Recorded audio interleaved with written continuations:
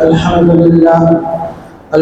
لله نحمده ونستعينه ونستغفره ونؤمن به ونتوكل عليه ونعوذ بالله من شرور أنفسنا ومن سيئات أعمالنا من يهده الله فلا مضل له ومن يضلله فلا هادي له ونشهد أن لا إله إلا الله وحده لا شريك له ونشهد أن سيدنا وسندنا ومولانا محمدا عبده ورسوله أرسله بالحق بشيرا ونذيرا وداعيا إلى الله بإذنه وسراجا منيرا أما بعد فأعوذ بالله من الشيطان الرجيم بسم الله الرحمن الرحيم قل يا عبادي الذين أسرفوا على أنفسهم لا تقنطوا من رحمة الله إن الله يغفر الذنوب جميعا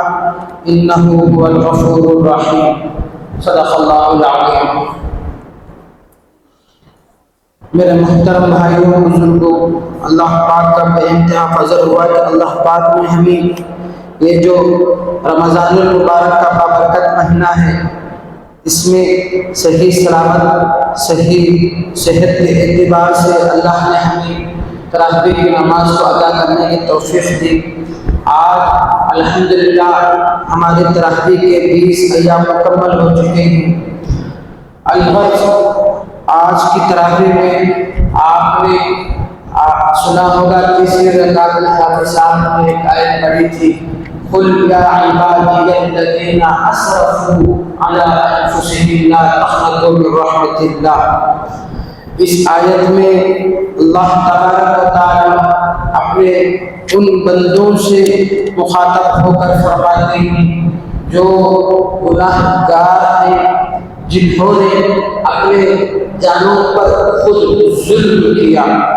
چنانچہ اس آیت میں اللہ پاک نے اپنے بندوں پر کامل نعمت، کامل رحمت، کامل فضل کا بیان فرماتے ہیں کہ لا تقنطوا من رحمت اللہ. چنانچہ یہ آیت، اس آیت کا شان نزول اس طرح سے ہے کہ رسول اللہ صلی اللہ علیہ وسلم کی خدمت میں کچھ کفار آئے، توبے کی نیت سے آئے، اور انہوں نے چونکہ پچھلا ماضی ان کا جو زندگی تھا وہ فسق و فجور میں گزرا تھا. یقینی بات ہے جب وہ کافر تھے تو وہ زانی بھی تھے، قاتل بھی تھے، وہ شرابی بھی تھے. چنانچہ اس زمانے کی ہر قسم کے گناہ انہوں نے کر رکھے تھے، لیکن بعد میں ان کو یہ سننے میں آئی کہ مکے میں ایک شخص رہتا ہے جو اچھی باتیں سناتا ہے، جو لوگوں کو اللہ کی باتیں، دین کی باتیں سناتا ہے. چنانچہ وہ لوگ توبے کے لیے سے نبی علیہ السلام کی خدمت میں آ کر پوچھنے لگے، یا رسول اللہ، اگر میں آپ کے ہاتھ میں توبہ کر کے ایمان لا لوں تو آپ مجھے یہ بتلاؤ کہ میں نے جو پچھلے جو گناہ کیے تھے، کہ میں نے جو شراب کیے تھے، جو فلاں گناہ کیے تھے، اس کا کیا ہوگا؟ چنانچہ اس کے بعد اللہ پاک نے اس آیت کو نازل فرمایا کہ قل یا عبادی الذین اسرفوا، کہ اے نبی صلی اللہ علیہ وسلم آپ میرے ان بندوں سے کہہ دیجئے جنہوں نے اپنے جانوں پر ظلم کیا، یعنی گناہ کرنا، چوری کرنا وغیرہ، اور شراب پینا، نماز کا چھوڑنا، یہ سب ہم اپنی جان پر ظلم کرنا ہے. کیوں؟ اگر ہم گناہ کریں گے تو اس کا وبال خود ہمیں جھیلنا پڑے گا. اس کے عوض میں جو عذاب اللہ پاک ہمیں دیں گے وہ ہمارے جسم کو ہوگا. اس لیے اللہ پاک نے فرمایا کہ انہوں نے خود اپنے جانوں پر ظلم کیا ہے. الغرض آپ ان سے فرما دیجئے لا تقنطوا من رحمت اللہ، کہ یہ اللہ کی رحمت سے مایوس نہ ہو، کیونکہ اللہ کی رحمت وہ ہر چیز سے بڑی ہے، ہر چیز اس پر وسیع ہے. اللہ کی رحمت کے سامنے یہ دنیا کچھ بھی نہیں ہے. اللہ پاک نے فرمایا کہ وَلَوْ أَنَّ مَا فِي الْأَرْضِ مِنْ شَجَرَةٍ أَخْلَاقٌ وَالْبَحْرُ، اگر کوئی انسان اتنے گناہ کر دے اور کہ وہ سارے سمندر، اور اگر کوئی انسان اتنے گناہ کر دے کہ وہ زمین سے لے کر آسمان تک گناہ کا انبار لگا دے، اگر وہ سچی دل کے ساتھ وہ اگر کہتے ہیں کہ اے اللہ میری توبہ، اللہ پاک اس کو معاف فرما دیتے ہیں۔ چنانچہ آیت کا مفہوم یہ ہے کہ اللہ کی رحمت اتنی وسیع ہے، اتنی بڑی ہے کہ اگر ہم اللہ کی رحمتوں کو اور اس کے فضل کو اگر ہم گننا شروع کر دیں، اگر لکھنے کے لیے دنیا میں جتنے بھی درخت ہیں ان درختوں کو چھیل کر ہم قلم بنا لیا جائے، دنیا میں جتنے سمندر ہیں ان سمندر کو سیاہی بنا لیا جائے، اس قلم سے، اس سیاہی سے ہم لکھتے رہیں تو یہ قلم ختم ہو سکتے ہیں اور یہ دریا سوکھ سکتی ہے، لیکن اللہ کی تعریف میں کچھ کمی نہیں ہو سکتی، اور اللہ کی تعریف بیان کرتے ہوئے اللہ کی تعریف مکمل ہم بیان نہیں کر سکتے۔ الغرض، امام غزالی رحمۃ اللہ علیہ فرماتے ہیں کہ اگر کوئی بندہ سر کے بال سے لے کر پاؤں کے ناخن تک گناہ میں ملوث ہو، اگر وہ صحیح یقین کے ساتھ، صحیح دل کے ساتھ اگر وہ اللہ سے رجوع کرتا ہے تو اللہ پاک اس کے گناہ کو معاف فرماتے ہیں۔ کہ حدیث پاک میں آتا ہے کہ رسول اللہ صلی اللہ علیہ وسلم نے اپنے صحابہ کے سامنے ایک بنی اسرائیل کا ایک شخص تھا، اس کے بارے میں واقعہ بیان کیا کہ بنی اسرائیل کا ایک شخص تھا، وہ 99 قتل کر چکا تھا، 100 قتل کر چکا تھا۔ چنانچہ اس کے دل میں یہ بات پیدا ہوئی کہ میں تو اتنے آدمی کو قتل کر چکا ہوں اور میرے دنیا سے جانے کا وقت ہے، اگر میں توبہ کر لوں تو اللہ پاک مجھے معاف کر دیں گے۔ لہٰذا اس نے یہ سوچا کہ میں توبہ کرتا ہوں، وقت کے کسی ولی کے ساتھ جا کر میں پوچھتا ہوں۔ اس زمانے کے وہ ایک راہب کے پاس جا کر سوال کیا کہ میں 99 قتل کر چکا ہوں، کیا میرے لیے اللہ کے یہاں کوئی درجہ ہے؟ یہاں میرے لیے اللہ کے پاس کوئی معافی ہے؟ اس نے کہا کہ تو 99 قتل کر چکا ہے، جا تیرے لیے کوئی معافی نہیں۔ اس کے بعد لوگوں نے کہا کہ اس کو بھی معاف، اس قاتل نے اس راہب کو بھی قتل کر دیا، اب اس کے مکمل 100 قتل ہو چکے۔ کچھ لوگوں نے کہا کہ آپ نے اس کو کیوں قتل کیا؟ پھر اس نے واقعہ بیان کیا تو لوگوں نے کہا کہ پاس کے گاؤں میں ایک آدمی اور کچھ قبیلہ ہے وہاں جہاں صالحین رہتے ہیں، جہاں متقین رہتے ہیں، جہاں نمازی رہتے ہیں۔ چنانچہ اس نے کہا کہ آپ ان لوگوں کے ساتھ صحبت میں رہ کر اللہ سے معافی طلب کیجیے، دور نہیں کہ اللہ آپ کے گناہوں کو معاف کر دے۔ چنانچہ جب وہ توبے کی نیت سے جب نکلا تو خدا کا کرنا ایسا ہوا کہ راستے میں اس کی موت ہو گئی۔ پھر اس کے بعد ایسا ہوا کہ فرشتوں کے درمیان جھگڑا ہونے لگا کہ یہ گنہگار شخص ہے، اس کو جہنم کے ہم لے جائیں گے۔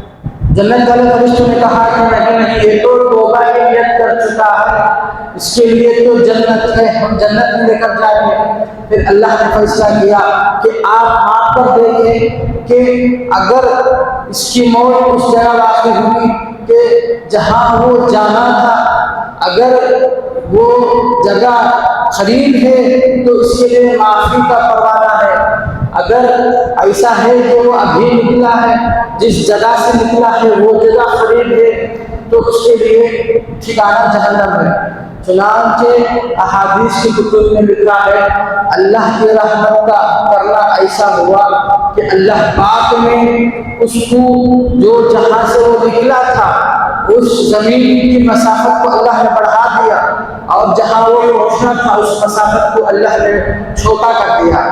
جب فرشتوں نے ماپ کر دیکھا تو جس جگہ پہنچنا تھا وہ مسافت بہت قریب تھی، الغرض اس کو جو ہے فرشتوں نے جنت میں لے جانے کا فیصلہ کر دیا۔ واقعہ سنانے کا مطلب یہ ہے کہ اللہ پاک کی رحمت سے مایوس ہونا نہیں ہے، کیونکہ یہ جو مبارک راتیں ہم پر آنے والی ہیں لیلۃ القدر کی، اس میں ہم اللہ سے خوب گڑ گڑانا ہے۔ ہم یہ نہ سوچیں کہ ہم تو نمازی ہیں، ہم تو ذکر میں رہتے ہیں، میں تو حاجی ہوں، میں تو تراویح کی نماز باجماعت پابندی کے ساتھ ادا کرتا ہوں۔ میرے بھائیوں بزرگوں دوستوں، ہمیں کیا پتا کہ ہماری موت کس حالت میں آئے گی؟ ہم جانتے بھی نہیں کہ کتنے لوگ ہمارے بغل میں کھڑ کر پچھلے سال تراویح کی نماز ادا کرتے تھے، آج وہ قبرستان میں ہیں۔ اللہ پاک سے دعا کریں کہ اللہ پاک ہمیں صحیح معنی میں عمل کی توفیق نصیب فرمائے۔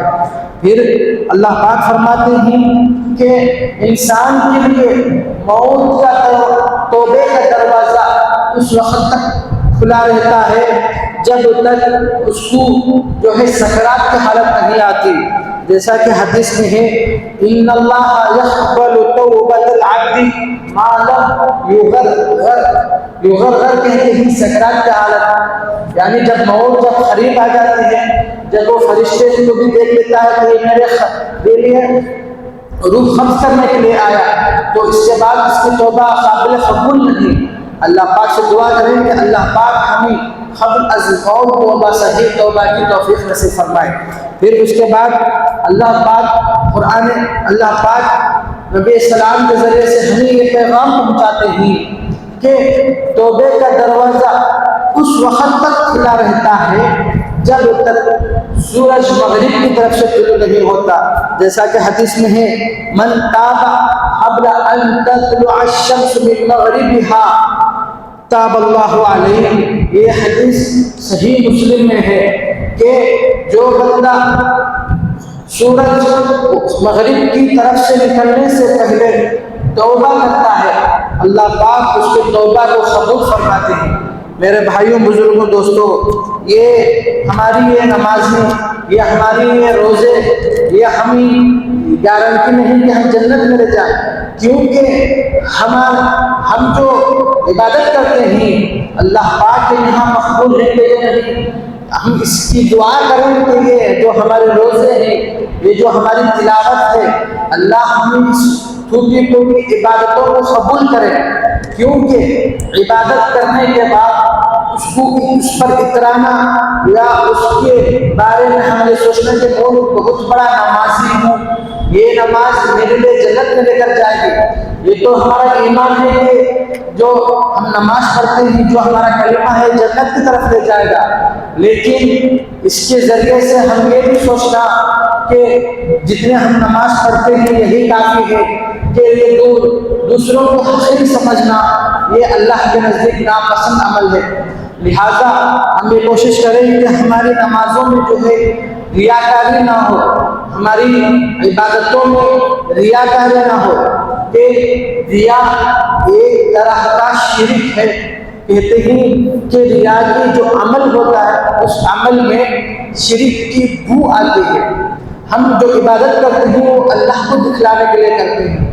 اگر ہم عبادت اس لیے کریں کہ لوگ مجھے نمازی کہیں، لوگ مجھے حاجی کہیں، لوگ مجھے اللہ والا کہیں، تو اس میں شرک کی بو آتی ہے۔ جیسا کہ آپ نے تو جانتے ہیں کہ شرک کے گناہ کو اللہ کبھی معاف نہیں فرماتے۔ چنانچہ اس کے بعد بنی اسرائیل میں ایک شخص تھا، یہ واقعہ بھی احادیث کی کتب میں لکھا ہے کہ ایک خصاب تھا، وہ ایک عورت پر فدا تھا، وہ ہر روز اس پر نگاہ رکھتا تھا۔ چنانچہ ایک موقع ایسا ملا کہ وہ عورت جا رہی تھی، وہ خصاب اس عورت کا پیچھا کرتا ہوا جا رہا تھا۔ جب عورت نے دیکھا کہ فلاں آدمی میرا پیچھا کرتا ہے تو سمجھی کہ اس آدمی کی نیت صحیح نہیں، چنانچہ موڑ کر اس نے کہا کہ اللہ سے ڈر۔ احادیث کی کتب میں لکھا ہے جب اس عورت نے اس بات کو کہا کہ اللہ سے ڈر، وہ وہیں سے دوڑ کر آ گیا۔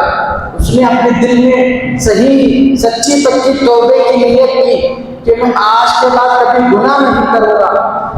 پھر لکھا ہے کہ وہ راستے میں جا رہا تھا، راستے میں کرنا ایسا ہوا کہ دھوپ بہت سخت تھی، اور اس زمانے کا جو نبی تھے، نبی کا جو خاصب تھا، وہ خاصب اور یہ خصاب دونوں راستے میں مل گئے اور دونوں باتیں کرتے ہوئے جا رہے تھے، اور خصاب نے کہا کہ دھوپ بہت زیادہ ہے اور راستہ بھی بہت طویل ہے۔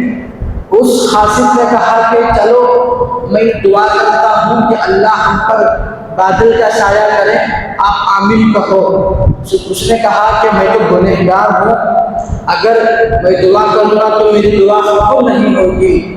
پھر اس خاصد نے دعا کی کہ خصاب نے آمین کہا۔ خدا کا کرنا ایسا ہوا کہ بادل ان پر سایہ کرتا ہوا جا رہا تھا۔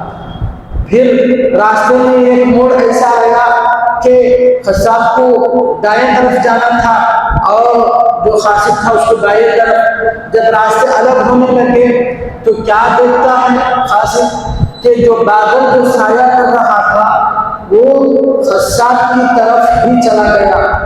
پھر اس نے جو ہے خصاب پر پیچھا کرتے ہوئے پوچھا کہ اللہ کے بندے، تو نے تو کہا کہ میں بہت بڑا گنہگار ہوں، میری دعا قبول نہیں ہوگی۔